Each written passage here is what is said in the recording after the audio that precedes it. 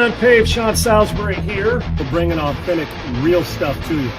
Hardcore opinion. Sean Salisbury, a great NFL analyst, a former NFL quarterback.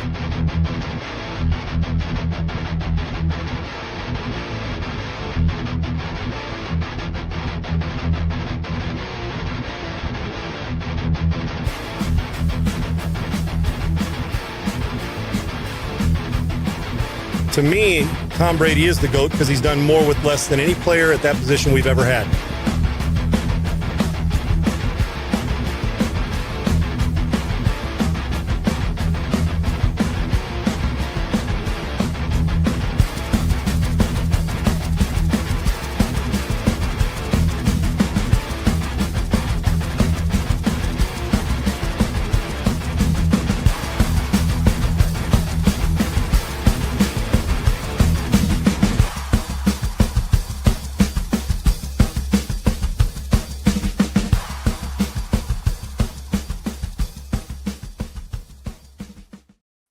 Welcome in. I'm Sean, and Segs and JB will be along here for JB's regular visit here in a second. I do want to start with this, and it may bother some, but for once, one weekend a year, and the venue and the rest of it at Augusta, and we're going to get to Mcllroy's win and the keys to that later in this show. We got a lot to talk about. But this has been in my crawl, and I usually don't go at people too hard personally. But there's some smugness and nonsense that goes on with people that drive me batty. There is a reverence that goes on at Augusta, whether you like it on your own course or not, that's fine. But for that week and those 4 days, there are certain things that, Augusta requires, and rightfully so. And we'd all adhere to that. But there's a smugness about some, whether it's fans and or player in this case, that I believe think they're bigger than the tournament, and there's no remorse. And when you act like an asshole, you should be treated like it. And it's just the frustration of it. And I know reverence and people go through all that. But when you step on the tee box, you decided that winning a green jacket doesn't give you carte blanche to be a prick and smug and treat it as if you're bigger than the event, because you're not. And I finally found a guy who, quite frankly, we would not miss. Here is after he broke a club and had to play with a 3-wood early in the tournament on the 18th hole and started out early, and I watched his round all morning, and who treated this as if it was a municipal course, which you wouldn't even do this on a municipal course. It's not even the frustration before or during what went on or his bad play. It's after. Have a listen. Obviously not super proud of it, but sometimes it happens. What did they tell you on the fourth hole? I'm not going to tell you. You nobody else use your drive. It makes it very easy. I just have to hit 3-wood all the time. Didn't have to choose another club. Your record here since you won is surprising. Is there one reason for it, or how do you explain that? Bad golf. Is there something specific to here that has happened? Bad shots. Did they give you a warning or something on the fourth? Is that Next question, please. And it went on and on and on. On the second hole, I believe it was, Sergio Garcia hit a wayward shot, drive, pounded his golf club into the ground so hard that they had to come and fix it at the tee box. And then he hit it against, I think, the water cooler. It was watching. I'm pretty sure it was a water cooler there. And he broke his driver, and you can't replace your driver during a round for anybody that knows golf or any club. You have to play with, well, in this case, 13 clubs, and a driver would want to see. I'd hit 3-wood and actually hung in there and played decent golf from then on, at least enough to survive with the 3-wood. But that went on, and the smugness and the Rory Mcllroy, we can't let anything steal that thunder, and we will. But with Sergio Garcia, who's won at Augusta, and I'm going to tell you now, he is one of the players that if he decided never to show up again and participate, he would not be missed. This was a great player, young and a prodigy growing up, but there's always an attitude about him. And that's fine. I don't mind, guys. And I don't even mind the frustration on the course. There, you probably need to curb it a little bit because they're big enough to just say, listen, while we give you a lifetime privilege of coming back here after winning, we also reserve the right to, if we don't want you back, you're not coming back. It doesn't matter. They are bigger than Sergio Garcia. But the smugness afterwards without remorse, I just don't understand it. I think a lot of us, when you say something or cuss or do something, and to be warned, and Augusta doesn't play. They don't wait till after the tournament to reprimand you. That guy, the rules guy, is finding you during the tournament, say, we don't do that here. And he should know better. He's played in it enough times, and he's got a green jacket, and he goes to that elite where very few get to go dinner, and rightfully so. But the way he handles, he's just a smug, arrogant prick when it comes to his game and his golf and the way he treats this. He's the one guy, and there's a lot of confident and cocky guys, which is fine. There's a lot of people who get frustration. Trust me, I've been there. I know what it's like to break a club on the course, not at Augusta. But for Rory McIlroy's victory, and it's not overshadowed, nothing can overshadow. Sergio Garcia is not that big, but for Sergio Garcia to approach this without remorse and get reprimanded, I understand people need to slap on the hand, but this is a constant attitudinal problem for him. And it just got at me yesterday. It was almost as if it ain't that big a deal. I'm out here slapping it around my buddies. I'll untuck my shirt and I'll carry John Rahm's bag if I want. I'll do whatever I want. I hate to tell you this, Sergio Garcia, you're not bigger than this event, and you never will be. And he would not be missed if they decided not to have him back or suspend him for a year and not let him show up. And again, the action on the course, usually most guys say, man, I am sorry.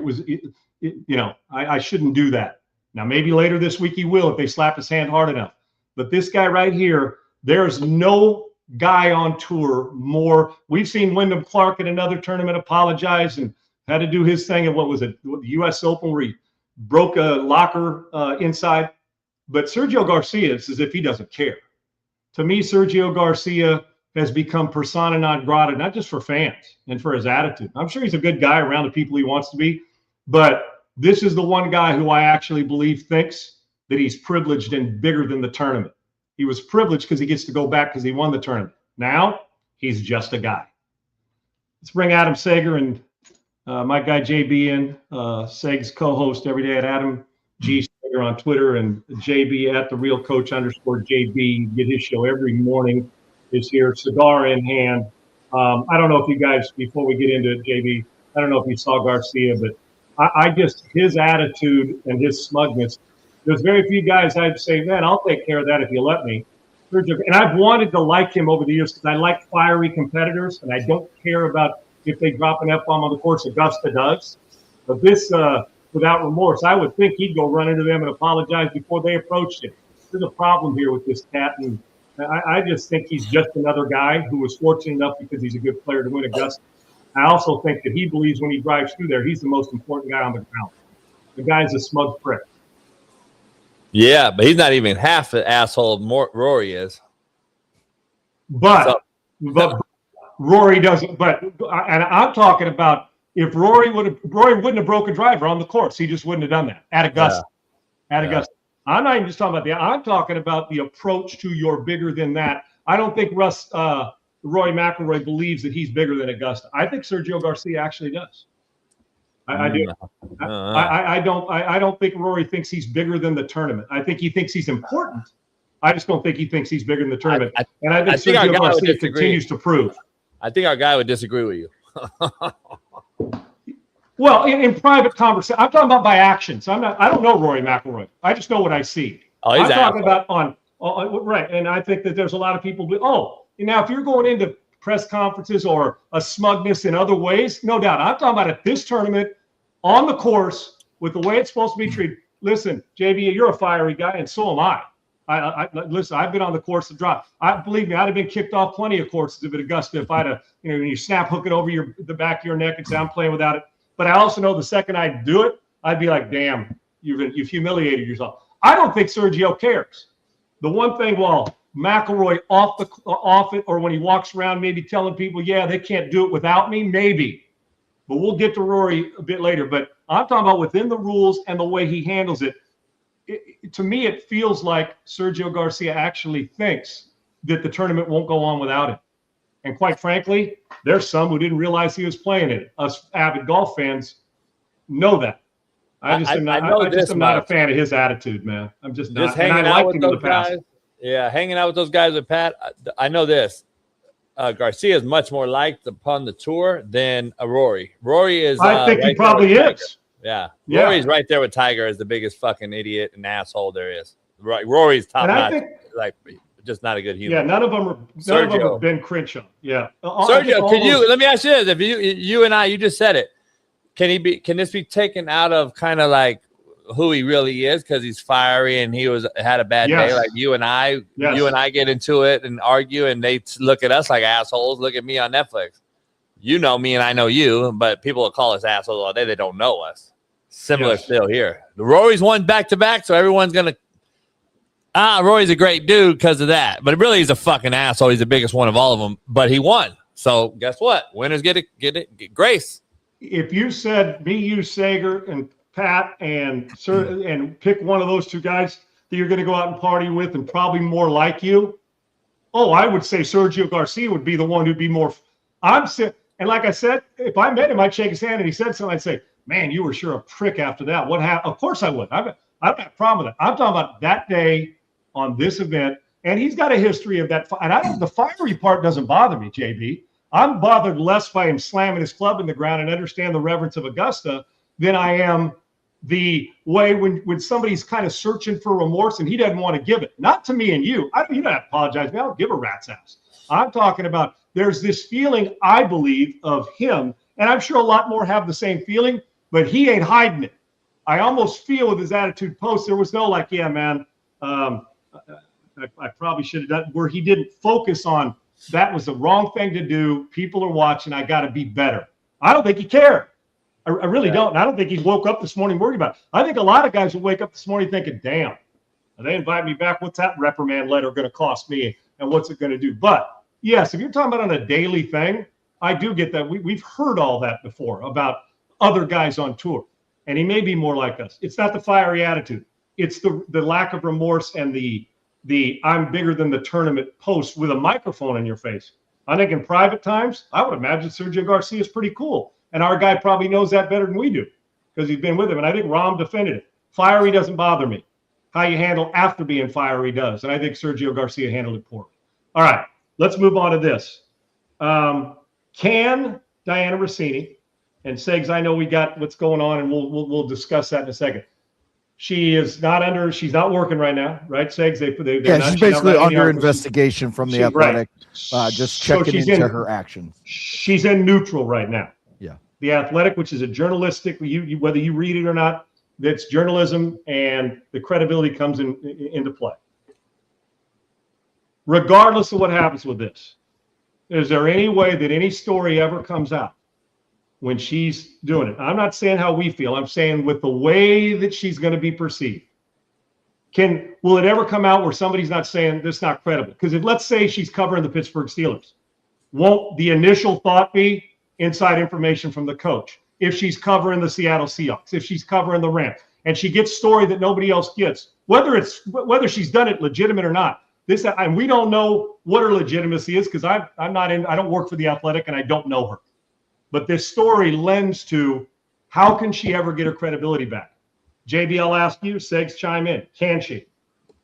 No, she's cooked. I think everything going to come out of the closet now too. All the other dirt that she's gotten in the past, and now everyone's going to be scared to use her. I just want to know why ESPN or anyone else hasn't brought it up. That they sure did the Coldplay thing. Like they even reenacted it on ESPN, the two guys hugging like Coldplay, but they haven't shown her at all, have they? It's weird. I think she's cooked, man, to be honest with you. And we all know what we saw with the pictures. I'm tired of the defense of it all. Like, stop. Where's the girlfriends? Where's the girlfriends? Because I know the truth. I already have inside information on this whole thing. I know the truth.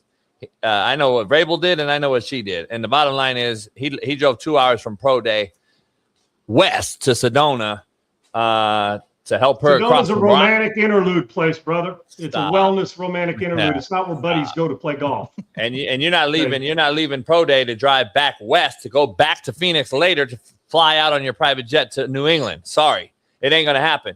And where's her girlfriends at? Well, how come we haven't heard from the wife or husband?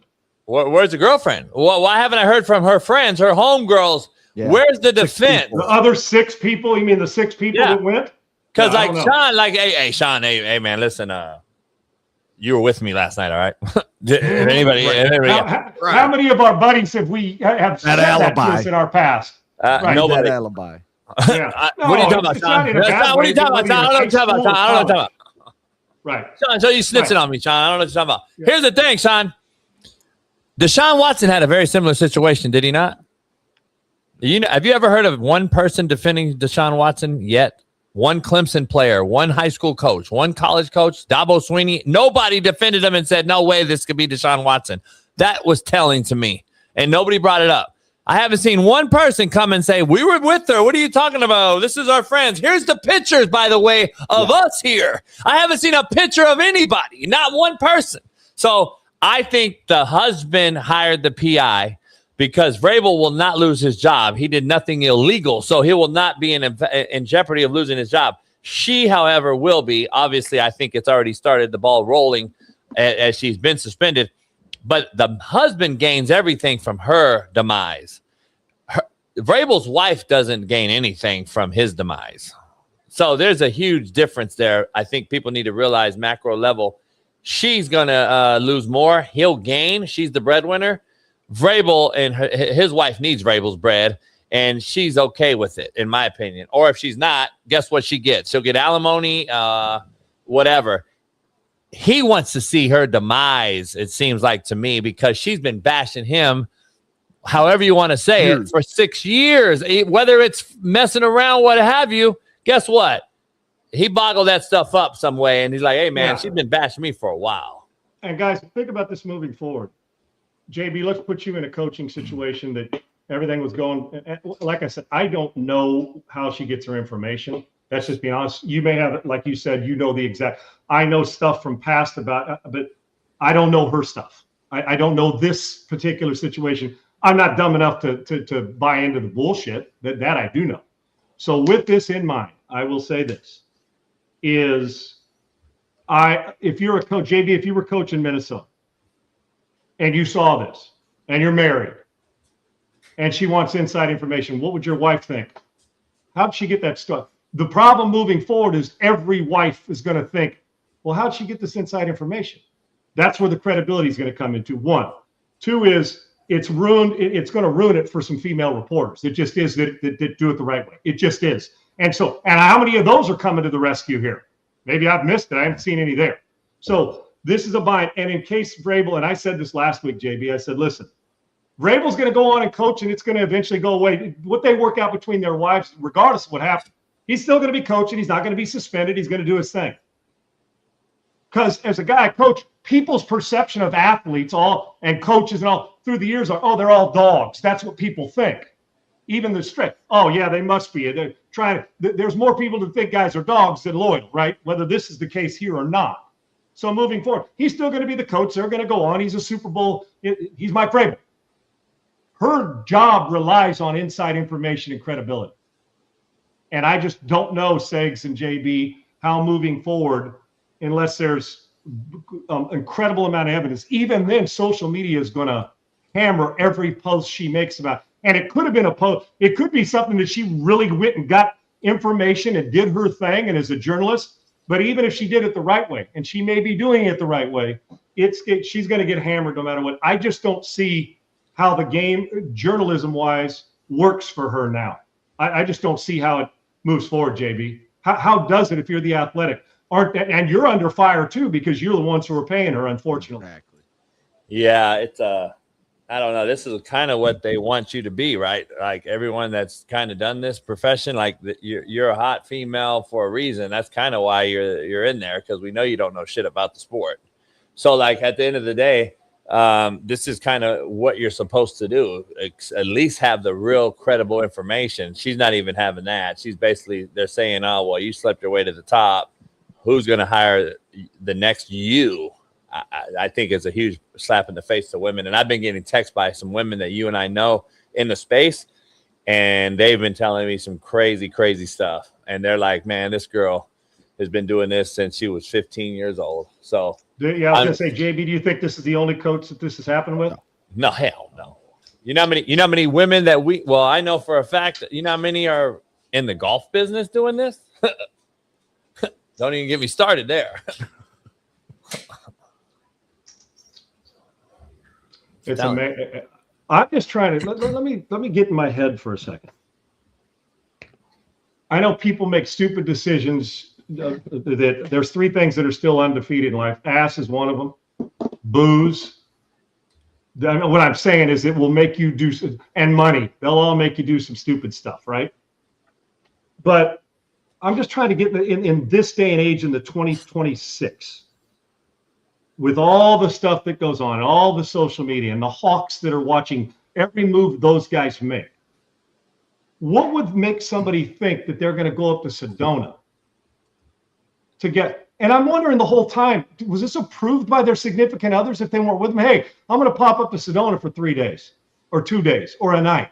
I mean, wouldn't you have? I mean, I'm not saying that mama or pops runs your household, but most people do get approval when it comes to decisions from the other half. What would make them, JB, Segs, go up there not thinking anybody would be like, now I don't think from a distance anybody would know who she is. Everybody knows who Mike is. He's a sideline coach in the Super Bowl, and he's a hell of a player. But what would make somebody think that this was going to turn out right? Well, what would make sense? Even if it was innocent, what would make you think that it was going to look innocent? Somebody tell my sophomoric mind what would make this feel like it's innocent.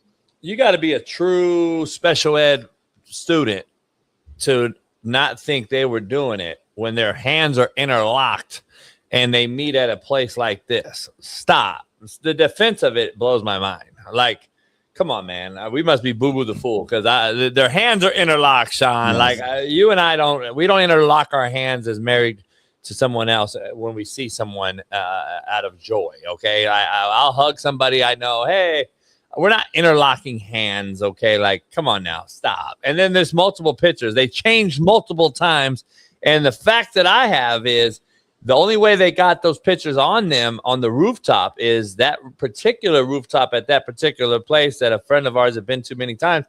There's only one way in and one way out of that place. It's through the same room and the same door. So guess what? They came out of one room to get to that rooftop. Platonic room, JB. Huh? Platonic room, just friends. They were in the friend zone.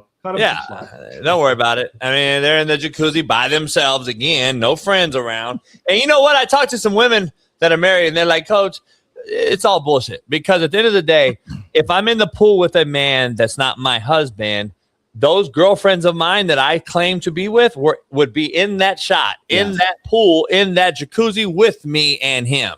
Yes. So come on now. And where's his friends? So Mike Vrabel just said, I'm going to go down from pro day. I'm going to go over here and jump in the pool with Rossini. Stop, man. This is ridiculous. They're embarrassed. They got caught, and that's it, the bottom line. Yeah, and I think that a lot of people feel like don't pee in our face and tell us it's raining because you're not going to make a fool of us coming up here and saying, listen, I'll give everybody the right to defend themselves. This is going to be really hard to convince her employer or anybody in the journalistic space. She can go on and do it. I'm not a journalist.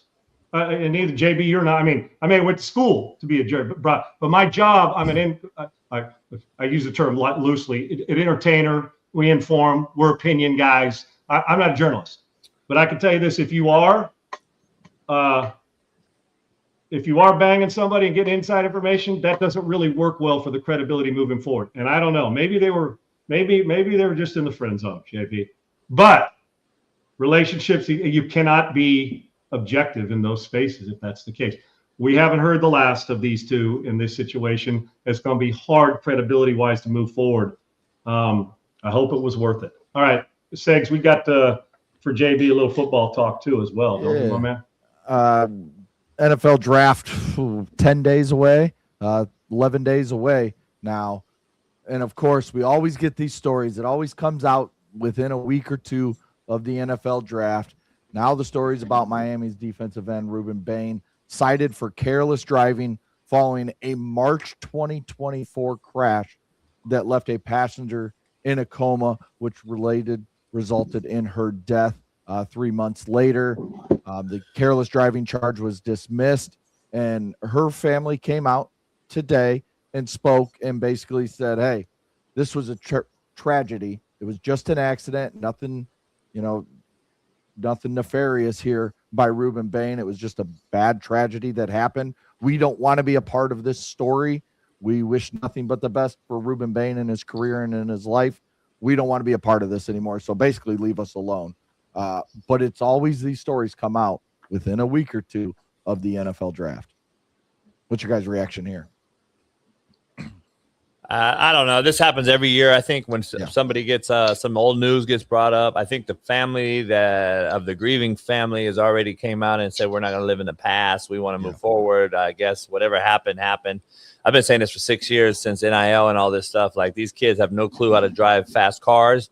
They get the keys to Lamborghinis without even learning how to drive a Prius. This is, again, recklessness that's happened over and over and over. I don't know if alcohol was involved at all. It was at 4 a.m. Anything that happens after that time for youngsters, was usually bad. But it happened in 24, so I'm surprised nobody's heard about this. I'm sure Miami has, obviously. They knew. Seems to be kept under the rug. NFL securities, as Sean knows, it's FBI, former people like that. They're going to dig up everything. I've been called, so many players of mine, they've asked me everything from the junior high on about certain kids that I recruited, so that get drafted. So they're going to do security checks on these guys, and at the end of the day, unfortunately, it's going to be brought up, as we all know, every year. Look what happens with all these guys that get drafted every year. So we'll see. Unfortunately, the kid passed away after 3 months, but I never knew about it. I didn't even know anything about this. So obviously, does that hurt them, Sean? In this draft, does this hurt this kid? He's already kind of short-armed, 6'2". He's not really a true pass rushing end that we see. Myles Garrett, 36-inch reach. Max Crosby, all these big, long, athletic DNs. He's more of an interior guy getting drafted on the outside. My former guy, Braden Fauco, said he don't believe he thinks he's going to get a GM fired if they take him real early as a pass rusher. So very interested on your take on this one. And our guy B is awesome, and he may be right, but I can tell you this: he is getting drafted early. Oh yeah, somebody will take a chance. Secondly, it's not going to be because of this incident if he doesn't get drafted early. It'll be now. Somebody may pass on him. They think that there's overall character issues. That'll be on them. But this incident, and in truth, the one thing that matters in all this with this situation is the family wants to move on. Let them. That's exactly, the family's the most important here. They lost a son, right? A family member. So, and these things come out, and just so people understand this, and I don't know if it goes on in every university, but it goes on a lot. At universities, why you don't hear about this is that they're in with the local PD. JB, tell me if you disagree, and Segs, you know this. Mm-hmm. They're in with the local PD. In these college towns, what happens when somebody gets arrested? What's the first thing the PD does? If it's a school most of the time, prominent, they're going to keep it under the wraps. If it's a small and they're town, going to call the coach, or they're going to call somebody at the athletic. Here's what happened.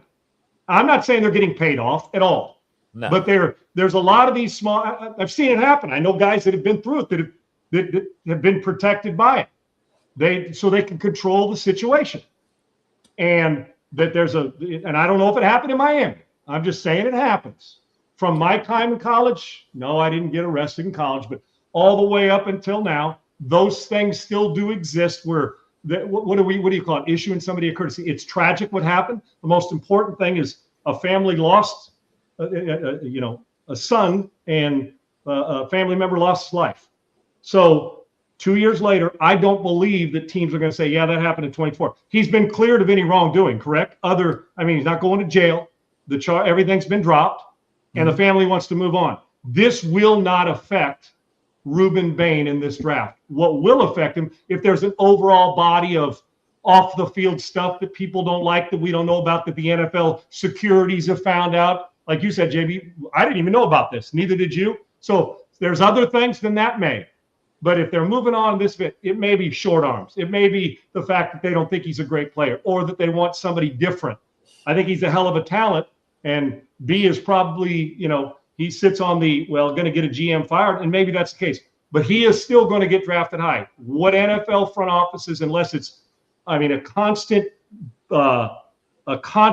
bang every single time there's major constant character issues, and they believe that, then maybe. But most front office people believe he won't do that with us. We can fix it. In pro sports, talent usually, or the ability to get somebody another contract in the front office, if they think a guy's a great player, talent usually trumps adversity. I'm just telling you. It just does when they're making decisions. Some it may not. There may be some organizations that stay completely away from this stuff. But if the family moves on, we respect that and move on. Ruben Bain will be drafted high in this first round. Then we'll see how he plays in the NFL. The big story here is didn't know about it, and that the biggest part of it is a family lost a son.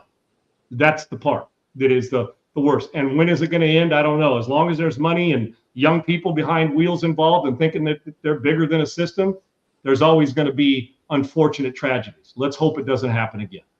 No doubt about it. We'll see. He's a player. JB, JB, is AJ Brown moving? Is what? I contend he's still going to get traded. I don't think we're out of the woods on that. Oh yeah, he's definitely getting traded. Where is the question? I don't know. And what are you paying? What are you giving for him, JB? What are you giving up?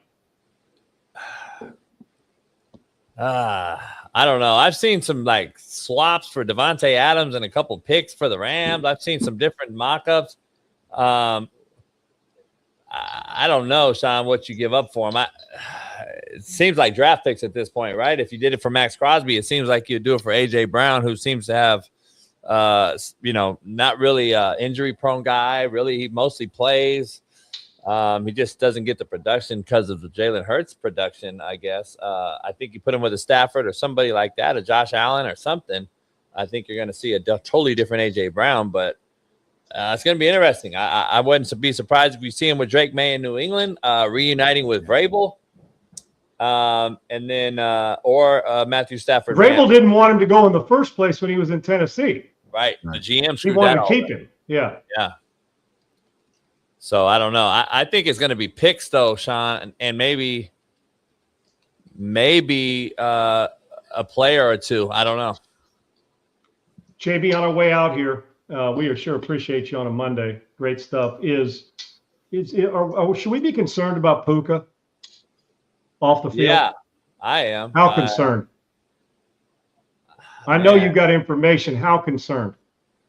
Concerned because like him and his brother, you know what we call, there's three things that I call these kids. They're truly slap dicks. They're not malicious. They don't have malicious intent. They're not shitbirds quite yet, right? I won't say the other word. They just don't get it. They just don't get it. The brother's kind of a shitbird. Kalani coached them both. He's kind of in the UFL floating around. That's BYU's head coach is who you're talking about. Kalani, he coached him. Yeah. Good friend.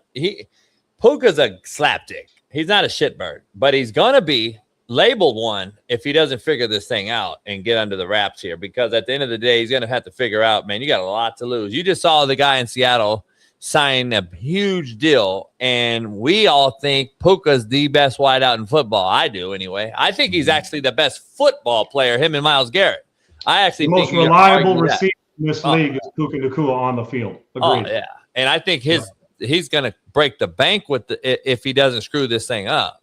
You're talking about Jackson because in Jigba's pay, he's going to trump that, obviously. Yeah, if he don't screw it up. Right. But he might. Only person in his way is him, man. It's a great point. Great point. I don't know. On the way out, because we're going to talk McElroy. JB, will McElroy win a third straight? Segs and I are going to discuss it when we let you go. The Dodgers are. Fair enough. Fair enough. I don't think so. I think the field was kind of weak this year, don't you? Yeah, there was. I don't know if the field was weak, and all, but yeah, right. Ron shitted on the bed. DJ shitted the bed. Like those guys shitted the bed. I picked Patrick Reed ahead of time. He started great. Patrick he was strong for a couple of days, but he fell off. Matsuyama took a while to get going. Yeah. I'll tell you what it was. Yeah, I didn't see a strong performance this year. Yeah, JB, it was, and too many, just like shots. You watch Justin Rose chili dip around number 12, like I would, on a little chip, and that stroke they cost a playoff again. JB, great stuff, brother. We'll do it again next Monday. Yes, sir. And see if we can talk about some more slapdicks. Hopefully, the slapdick talk will end because people start to get it. But it's sports, and they'll always be out there. We love you, brother. Thank Yeah, I you. gotta man. go. Appreciate it. Dirty Diana's calling me. All right, guys. Okay, you're stupid, man. See you later. He's an idiot, but my idiot. Okay, that I love him. And you saw and like I said, he makes a great point about Sergio and about the Macro. There's you hear all the talk. Oh, my yeah. thing was compartmentalized to specifically what happened on Sunday. Incident. It felt to me like Sergio Garcia and his approach after. Most guys to do that there would approach it with reverence, like, man, you know what? I got to be better. I can't. This place is bigger than me. It felt like Sergio wanted to almost antagonize the world and Augusta to dare them. Yeah, that's the wrong dare, dude. That's golf Russian roulette at a place like that. You just don't do it. So with this, Segs, moving forward, it was a great Masters, but it felt. I mean, we had 4 or 5 different guys with the lead. Mcllroy lead, gave away the lead, got back. Yeah, I mean, the guys making birdies, and with all that went on, do you realize that? Think about Scheffler's par 5s. That guy doesn't miss birdies on par 5s. right. He finally made one, but normally, if he just does what he normally does, he wins by 3 strokes in this tournament, 4 strokes in this tournament. But we can't take it away from McIlroy. What he's shown, Segs, to me, 3 things that happened in this tournament. Well, a lot more, but 3 things on Sunday that won it. His phenomenal golf shot on number 12, where he decided not to play safe. He went over the bunker with a little cut. It hit side spin and gave him a chance at birdie, and he made the putt. Yeah. Then he went to 15, and while he's missed that drive into the pine straw 3 straight days, bam, hammered one. Do you know what he had into the green? And he was hitting 8-iron into the green. Now, his 8-iron ain't like you're in my 8-iron. Right. And he goes, makes birdie there. And then was it the 16, Segs? That par where everything, if you hit it up on that slope, it feeds down. You see all the time where hole-in-ones can happen. He hit it long back there in the stuff where he had to chip up and chip up high to where it fed down. He putted because it was firm enough. Putted, it got down there to about that far, and he saved par. That stretch right there, those 3 shots for me, and you were looking at that whoop he has on his wrist, Segs, when he walked up to 18. When he was standing on the tee box, it went north of 150. He sprays that thing right, and he was fortunate. Every time he hit it bad, there was a window. Right. If he hit it bad enough to where there was a window. So he hits it over there, hits into the bunker. Dude, his approach when he was walking, his approach to the second shot was far less than his drive. He was almost like, oh, I got this shit. I'm going to hit this. Then he gets to the bunker, and he wasn't even waiting, even if what's his name, Cam Young was away. Yeah. He got in that bunker, got it, boom, hit it up there, 2-putted, and it was over. It felt like, dude, just let me get this out of the way so I can win this damn thing. Yeah. Where he wasn't gripping at the end. And just a few missed Scotty and Cam and Justin Rose's chili dip on 12 and a snap hook here and a missed putt there. He won the tournament, but he opened the door many times and guys just couldn't close it out. But his 12, 15, and 16 were marvelous golf, hence why he is playing at this golf course. He's figured it out. I'm impressed with his resilience and his ability to handle this, man. Watching it this weekend, it felt like come towards the end on Sunday, and I was kind of following along. I was at a baseball tournament, and we're watching in the bar and doing all this stuff. It never felt like, even today, nobody won the Masters. It's like it was just who was left at the top at the end. You get what I'm saying? Could hit a couple shots that mattered, yes, right? Yes. If there was somebody that played really good golf all weekend, it was Scotty Scheffler. He had 0 bogeys in 4 rounds. It hadn't been done since 1946, 1942, something like that. 1942. Right. He had 9 birdies, 1 eagle. But even with that, he probably played the best just pure golf of the tournament, but he never took advantage of the 75 from Rory on Saturday. Rory won it in the first 2 days. He played horrible. I mean, horrible. Scotty might have lost it in the first 2 days. Yes. Never could get on that run of birdies that we so often see Scotty Scheffler do, or one of these other guys that stayed so close. Like it felt like, remember, Rory at one point on Friday, late in Rory's round, he was second to last in driving, yet he was up 4 strokes in the tournament. That does not happen, folks. Like, that's not a normal thing. I mean, he was horrible off the tee those first 2 days. And we even call him the all most weekend. explosive driver in the game. Yes, all weekend, but he found a way, like you said, on certain, getting down on that 16, getting that par. He just made enough golf shots in the end to get him the win. But I just still come out of this feeling like, no, I feel like Augusta won this one, if that makes sense. And I think Scotty felt that way too, because Yes. the way the conditions changed as well, from firm to not firm. Yes. But I can tell you this, Augusta likes to win, and that's okay. They want to make it's supposed to be a tough test. It's supposed to be brutal. But you start to look at the 6, 7, 8 guys: Patrick Reed, Scotty Scheffler, Justin Rose, Cameron Young, Sam Burns. I mean, all of them had that. And Rory just kind of, it kind of went unpaved on him. Segs, hit it over here, make the putt when necessary. Kind of scramble around. You know what we'd call that in a 2-man scramble? A ham and egg day. But he was doing it with he and his caddy ham and egged it. Honestly, it's like, okay, I'm over here. Well, let's just wrap this one around here, get into the bunker. I'll knock it up there, 2-putt, and we're out. Or, oh man, most guys would have said, just the shot on Sunday is hit it in the middle of the green and 2-putt and get your ass out. Yep. He hit it with a little side right spin and gave him a chance to make, and he made it. Justin Rose hit it a little long. Normally that dude would hit the chip to within 2 feet. Chili dipped it and never made the green. That's a shot he wish he had back. So all these guys that are spectacular, but I can tell you this, Cam Young is going to win multiple majors. Dude, that guy is a friggin' monster.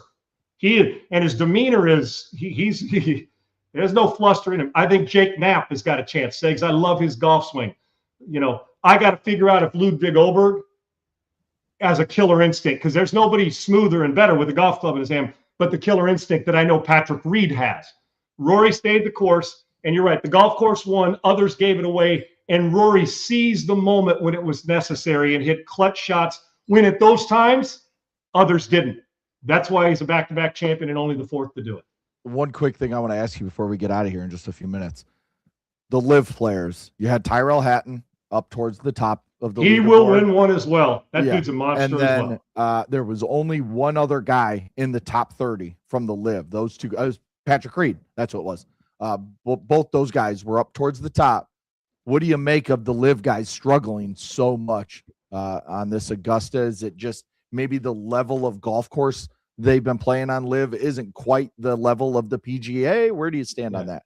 I know the game's hard, Segs, and they're the best of the best, and I respect any competitive. I do, and I shouldn't even need to qualify that. You know my affinity for golfers and how tough it is. Hell, to shoot 80 out, I felt sorry. Haitong Lee, when he took a 10, Scheffler's waiting, and they're buddies, and he's such a great personality kid. Yeah. He's got great ability. I'm going to tell you, and he's not on the live tour, but I'm just saying, I keep thinking about these young. Michael Brennan's going to win tournaments. They've got some great young players. Here's what I think it is, Segs. There's some tough golf. Hell, they play Valderrama. That's a tough golf course, right? Yeah. I think Sergio's won. I mean, they play Valderrama on the live tour. I'm going to tell you what I think it is. I think the reason John Rahm can still be as competitive as he is, and DeChambeau, even though they didn't play great golf, DeChambeau missed the cut and Rahm didn't play well.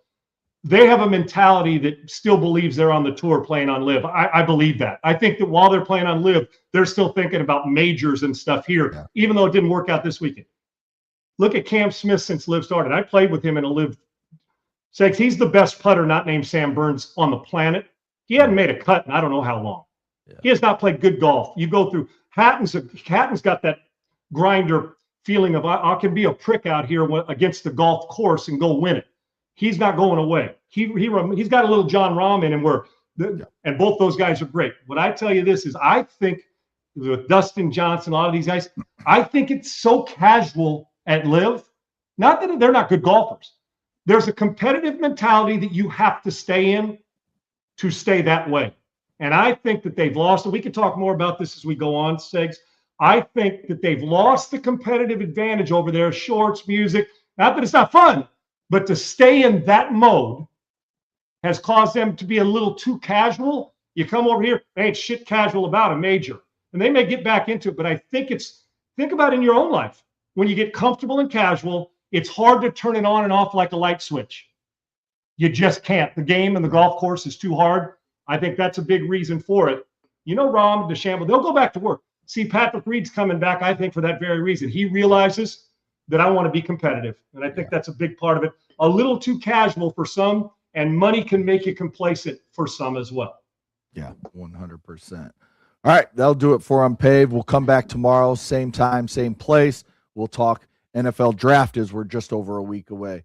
We'll continue to follow the NFL. We'll look into baseball, see what's going on with your Red Sox and the offense around the league. And I have a crazy stat for you involving one of the best players in baseball tomorrow. And we kind of talk about why these guys leave their teams and go to teams like the Dodgers or the Yankees or the Red Sox or others.